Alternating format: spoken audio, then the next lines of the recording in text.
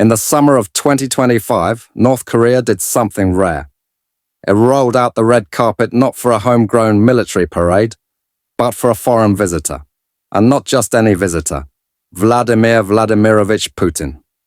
His arrival had been planned for months. State television ran endless montages of Putin chopping wood, riding bears, possibly photoshopped, and shaking hands with Kim Jong-un. North Korean school children practiced Russian phrases in case they were called to wave flags. Even the goats on model farms were scrubbed clean. Everything had to be perfect. On June 21st, the Pyongyang-Sunan airport was transformed. Soldiers stood in rows, their uniforms steamed so crisp they could slice tofu. Portraits of Kim and Putin beamed down from balconies like gods overseeing their temples. A military band played something that sounded suspiciously like a mashup of the Soviet anthem and BTS's Dynamite. Then the Russian aircraft landed. Putin descended the stairs, flanked by his infamous security detail, the ones who allegedly wrestled a bear during a security drill. Waiting at the base was Kim, arms open, smile wide, wearing a dark mouth suit and designer Italian loafers, a subtle nod to their shared love for paradox. They shook hands. The photographers clicked like machine guns. "Comrade Putin," Kim said in slow, precise Russian. "Welcome to the Democratic People's Republic of Korea. I have a surprise." Putin squinted. "A surprise?" Kim gestured dramatically. Behind him stood a gleaming black 𝐬𝐿114 limousine, its chrome trim polished so intensely it reflected clouds. "I'll drive," Kim said. "My treat." Putin stared. "You're going to drive me?" "Personally," Kim replied, slipping on a pair of vintage aviators. "I haven't driven a world leader since Dennis Rodman, and he screamed the whole time. Let's see how you do." Act 1. On the road. Inside the 𝐬𝐶, the leather smelled of old cigars and Cold War secrets. Putin, stiff as a statue, sat silently, gripping the armrest. Kim slammed the door, twisted the massive ignition key, and the engine growled awake. Kim adjusted his mirrors. No need for seatbelts. They're mostly decorative. The convoy roared into motion.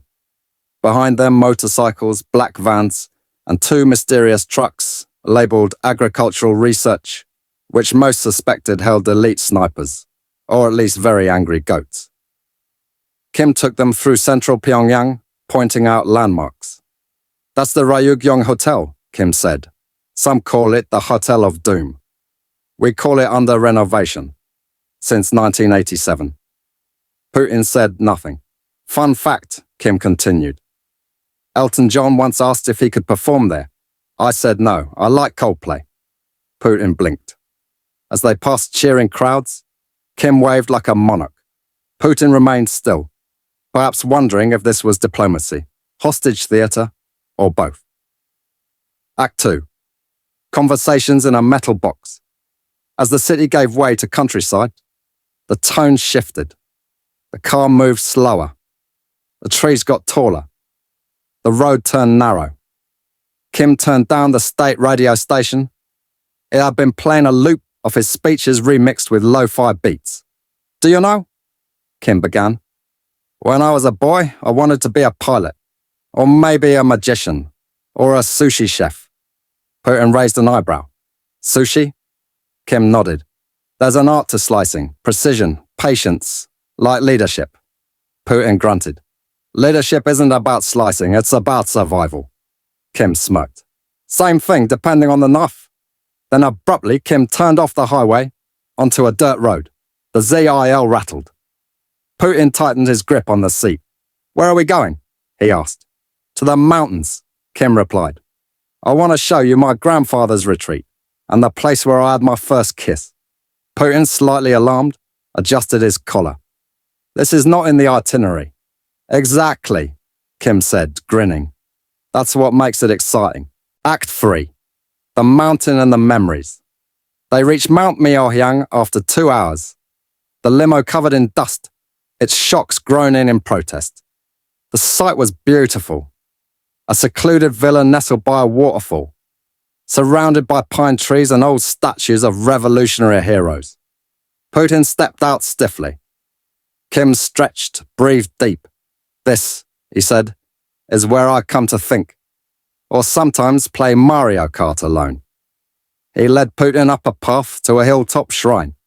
Inside were artifacts, a Soviet officer's hat, a cracked photograph of Stalin and Kim Il-sung, a small vinyl record titled Korean Folk Disco Volume 1st. This is my family's secret museum, Kim said. It's not on Google Maps. Putin wandered quietly through the room. He picked up a dusty photo.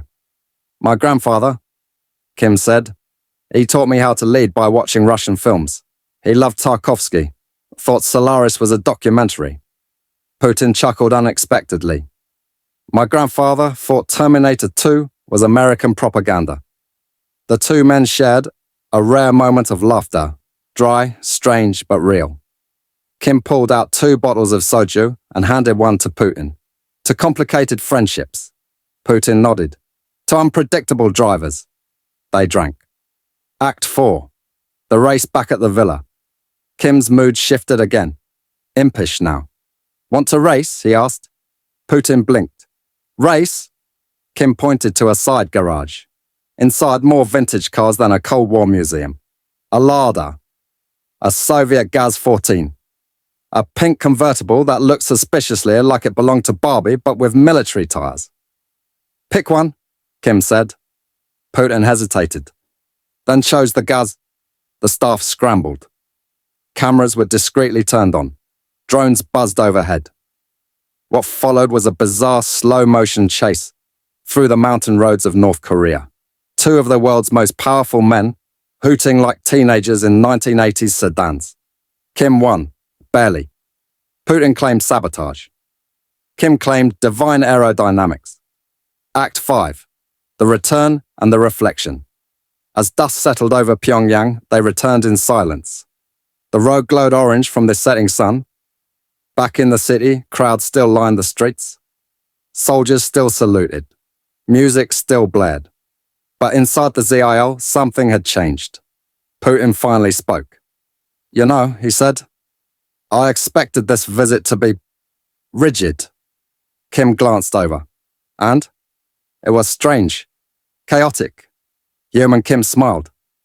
The world sees us as villains. Maybe we are. But villains still need a day off. They pulled up to the 𝐾𝐿 Palace. The gates wide, the marble floors glistening. Kim parked the car himself, jerking it slightly at the end for effect. He stepped out, walked around, and opened Putin's door like a chauffeur. President Putin, he said, thank you for riding with Kim 𝐟. Putin stepped out, nodded to the press, then turned to Kim and whispered, you are dangerously unpredictable. Kim grinned. Flattery will get you everywhere. Epilogue. A global spectacle footage of the visit aired across the world. In America, late-night hosts roasted the bromance. In China, analysts took notes. In Russia, Putin's poll numbers rose. In North Korea, the state declared the visit a great acceleration of eternal fraternal might. Somewhere in an undisclosed location, a CIA analyst typed nervously,